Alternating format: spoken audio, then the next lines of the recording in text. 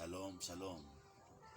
Moi, c'est l'apôtre Serge Ribal Kapika du ministère international Maison des Grâces. Je viens avec un message bien précis, les 5 facteurs pour une multiplication surnaturelle. Alors, je veux que tu prennes quelque chose pour écrire, puisque ça va beaucoup t'aider. Tu peux avoir des choses dans ta vie que tu cherches à multiplier. Une chose est certaine, c'est que crois dans ce que je vais te parler et tu verras vraiment un miracle t'arriver. C'est l'année des surnaturels, laisse que qui est multiplication, car le Dieu que nous servons, c'est le Dieu de multiplication. Le premier facteur pour vivre la multiplication surnaturelle, c'est la prière. Comme on nous dit dans Marc 11, verset 24, la Bible dit que tout ce que vous demanderez par la prière, croyez que vous l'avez reçu et vous verrez certainement cela s'accomplir. Certainement, lorsque tu demandes une chose par la foi, tu crois que ce que tu as dit peut s'accomplir. Ça va certainement s'accomplir. La prière appelle à l'existence. La prière a la capacité de tirer la chose oubliée par tout le monde. La chose qui était loin de toi, elle peut venir là où tu es. Et je t'assure que la prière peut faire en sorte que tu puisses vivre la multiplication surnaturelle comme Jésus l'a fait. Jésus a prié pour le pain et le pain s'était multiplié. Il a prié pour le poisson s'était multiplié. Qu'est-ce qu'il a fait? Qu'est-ce qui a fait qu'il y ait multiplication surnaturelle? La prière. Deuxième facteur, si tu veux vraiment vivre une autre dimension de la multiplication surnaturelle, c'est ce qu'on appelle la connexion avec ton Père spirituel.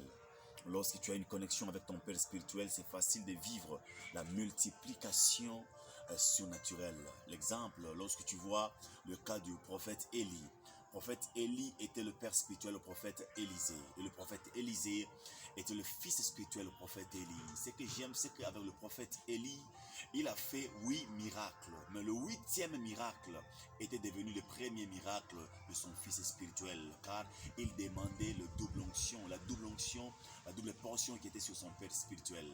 Il a commencé par là où son père s'était arrêté. Il a commencé par le 8e miracle jusqu'à atteindre le 15e miracle. Et le jour qu'il est mort, une fois on était parti pour enterrer une personne. Quand on avait jeté la personne est tombée sous les os d'Élisée. Et c'était le 16e miracle. Je prie et je prophétise que la connexion que tu as avec ton Père spirituel t'amènera dans une dimension de miracle qui sera toujours la multiplication de ton Père. La multiplication surnaturelle. Alléluia. Je sais que notre deuxième facteur peut nous montrer clairement que lorsque tu es bien vraiment avec ton Père, c'est facile de multiplier ce que tu as. Jésus-Christ était un avec son Père spirituel.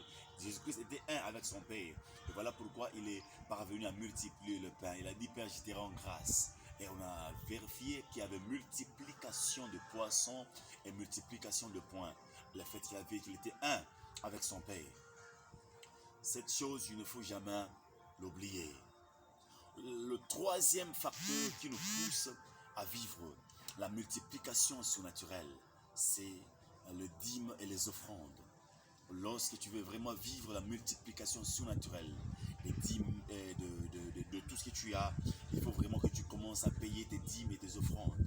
En payant tes dîmes et tes offrandes, tu te rendras compte que ça va te pousser à être capable de vivre la multiplication. Car lorsque nous lisons dans le livre de Malachie chapitre 3, le verset 10, la Bible dit « Payez toutes les dîmes dans ma maison afin qu'il ne manque pas de nourriture. » Et vous verrez comment est-ce que je vous bénirai en abondance. Lorsqu'on parle de l'abondance, on parle de la multiplication de ce qu'on avait.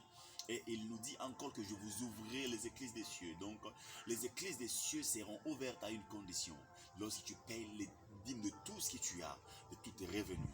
Il dit encore que je remets tout ce que tu mettras dans le sol. Et je menacerai celui qui dévore bien. Donc, avec les dîmes et les offrandes, Dieu peut menacer tout celui qui dévore bien. C'est le troisième facteur qui te poussera à vivre la multiplication surnaturelle. De là où tu es, dis avance apôtre. Et je prie pour toi pour que tu vives la multiplication surnaturelle. Car lorsque Abraham avait payé la dîme à Melchisédek, Abraham a vécu l'abondance dans sa vie. Il est le père de la foi. Et ici, on voit vraiment le juif. C'est un peuple béni, un peuple marchant dans la multiplication de la bénédiction que vous n'avez pas idée. Pourquoi? Puisque les juifs ont compris certainement qu'il fallait respecter et connaître ces facteurs ici, c'est le facteur de la multiplication surnaturelle.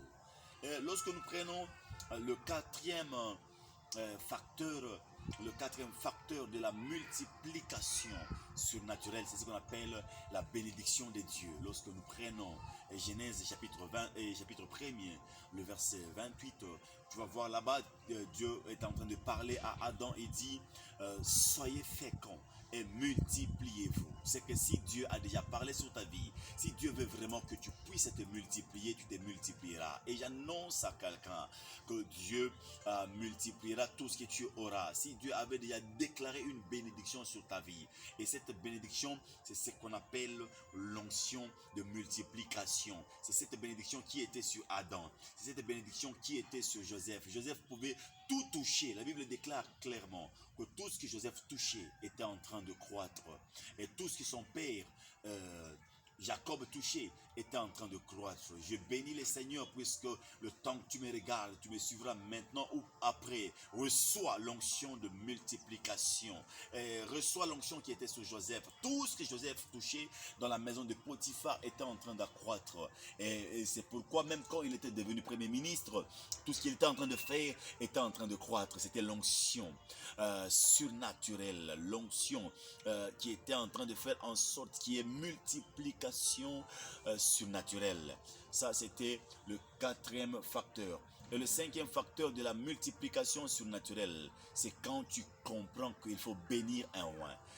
Quand tu bénis un oint et tu bénis l'œuvre de Dieu, tu es en train de se connecter à cette onction-là. Chaque oint a une onction qui repose sur lui. Lorsque tu bénis le oint et tu bénis l'œuvre de Dieu, tu es en train d'attirer la multiplication surnaturelle. On peut voir ça dans Genèse 12, verset 3. La Bible dit que je bénirai celui qui te bénira. Je maudirai celui qui te maudira. Je bénis le Seigneur, puisque le Seigneur respecte sa parole. Et j'ai pris que tout celui qui mettra ces 5 facteurs en pratique vivra et expérimentera la dimension la plus supérieure de la multiplication surnaturelle. Que Dieu vous bénisse. Shalom.